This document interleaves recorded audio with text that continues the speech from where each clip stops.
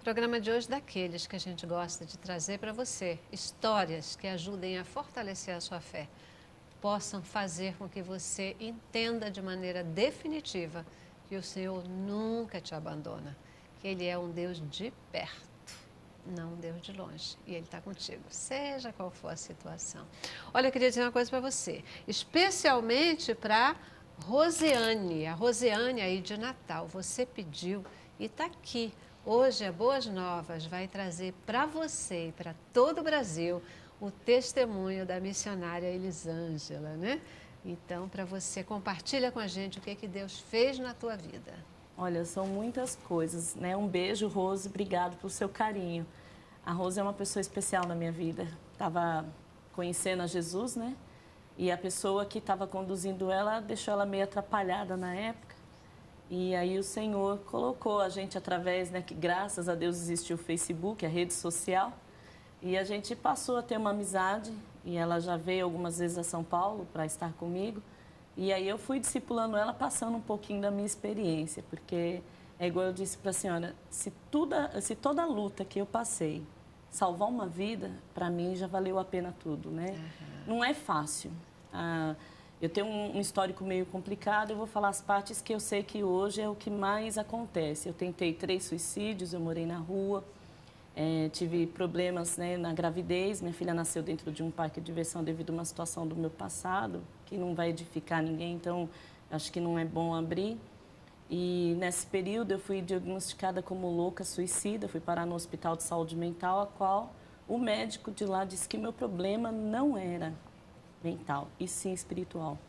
E aí ele me tirou de lá, e aí a esposa dele era evangélica, e ela começou a me ajudar.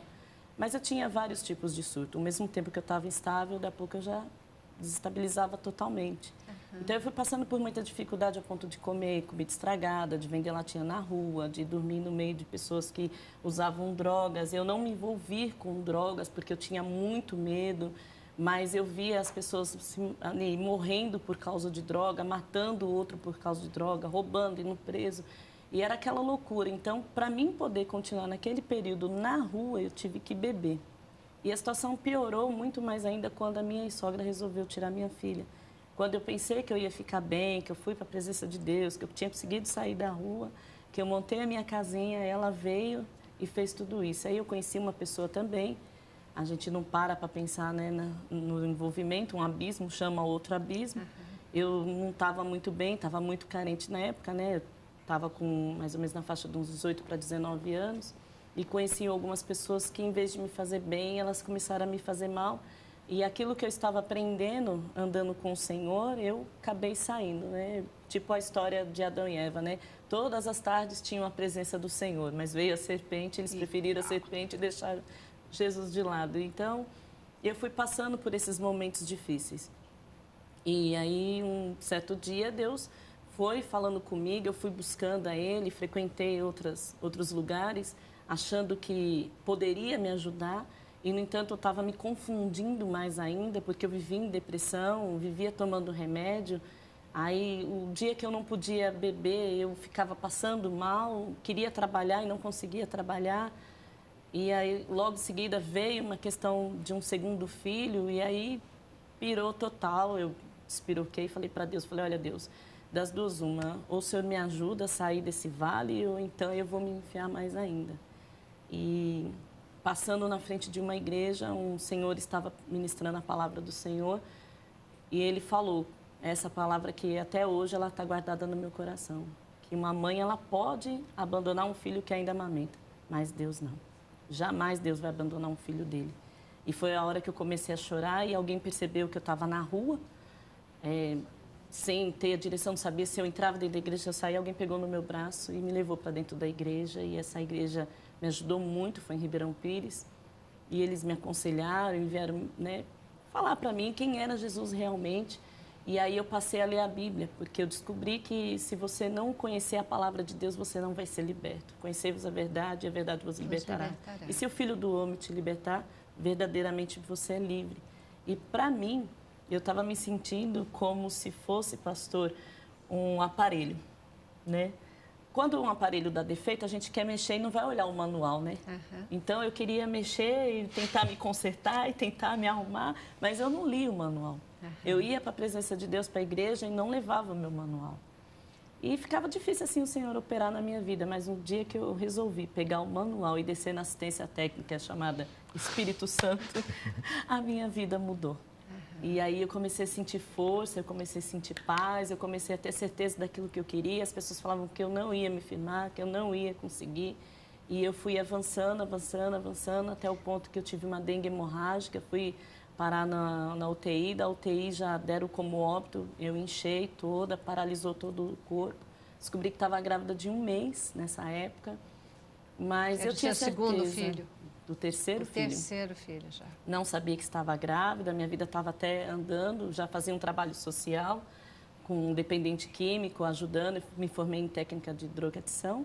Aí fiz alguns estudos mais avançados para entender o que era droga, entender o que era todo aquele problema psicossomático, né, que vai na vida do ser humano, que faz ele ir para um outro caminho. E aí, nesse momento, nesse período, eu acabei tendo essa questão. Eu passei, nesse período também, já tinha passado por um assalto, ao qual eu fui sequestrada, eles quase me mataram. Fui parar também no hospital nesse período. Então, assim, foram períodos muito conturbados, mas foi nos momentos que eu senti paz. A palavra de Deus, ela diz que quando você sente a paz de Deus, não é igual à paz do homem. Eu tinha paz, eu estava sofrendo, eu estava passando por dificuldade, mas eu sabia que Deus estava ali do meu lado, que a minha vida pertencia a Ele. Ele tinha me feito uma promessa de salvação. E eu sabia que eu não ia fechar meus olhos sem ver o que Deus ia fazer na minha vida. E Deus, ele foi trabalhando de uma forma especial, e mesmo na dengue hemorrágica, a qual eu fui desenganada, cheguei a cheirar mal mesmo. E Deus enviou uma enfermeira nesse hospital que intercedia, que orava e que clamava. E na hora que eu fui para o gavetão para fazer autópsia, que a minha família saiu para comprar o caixão, o Senhor operou o milagre. Quando a equipe médica voltou, eu estava sentada olhando para o nada e ela de joelho, né, falando com o Senhor. Você tinha sido dada como morta, Elisângela? Dada como morta totalmente. Já tinha dado falência múltipla de órgãos, né? Tinha parado todo o organismo, já não tinha mais jeito, eu enchei, o rosto mudou. E a criança estava morta no ventre junto com a ultrassom que foi feita, né? Então não tinha mais o que fazer, as febres eram muito altas, as veias já estavam todas já deformadas. E essa pessoa, ela pagou ali um preço pela minha vida, porque eu não via nada, mas eu lembro que ela falava assim: Deus, o Senhor pode mudar a vida dela, o Senhor pode mudar o quadro da história dela. E hoje eu procuro levar a palavra de Deus através do Fome de Pão, Sede de Deus, por isso, porque eu vi como é importante a pessoa ministrar num hospital, ela abrir a porta de uma igreja e falar bem alto o que Jesus está mandando ele dizer, andar nas ruas como eu ou ele, independente de estar vendendo, porque eu também já vendi picolé, eu ainda faço faxina para fora, eu corto o cabelo, eu sou bombril, minha utilidade, eu brinco que eu sou total flex. Eu faço as pessoas, mas você é um missionário, você é uma cantora, você não tinha que estar fazendo assim, assim, assado. Eu falo, gente, eu sou como Jesus. Jesus era carpinteiro, ele fazia o ofício dele, ele pregava a palavra, ele salvava as pessoas. E eu vou fazer o mesmo. Porque na época, quando eu estava na presença do Senhor, eu não tinha coragem de falar o que o Senhor tinha feito. Eu fui ungida missionária, eu fazia um trabalho dentro da igreja, eu regia coral, porque na época era da Assembleia de Deus. E eu não tinha coragem de falar daquilo que eu tinha passado, que eu tinha sido abusada, que eu tinha sido estrupada, que eu tinha tentado suicídio, que eu bebi, que eu morei na rua, que eu comi comida estragada, que muitas vezes eu tive que pegar lixo, comida estragada. Eu lembro uma certa feita que uma pessoa estava jogando um pote de feijão fora e eu falei para ela, moça, não jogue esse feijão não, que eu tenho uns porcos em casa e eu posso dar para ele. E o porco, no caso, era eu, né?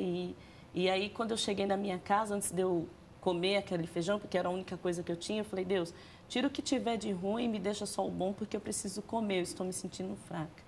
Sim. E abri a palavra e a palavra dizia lá, né, que o Senhor, ele tira o homem do monturo, do pó, da cinza e faz se assentar ao meio dos príncipes. E a lágrima desceu, eu comi o feijão e fui para o hospital.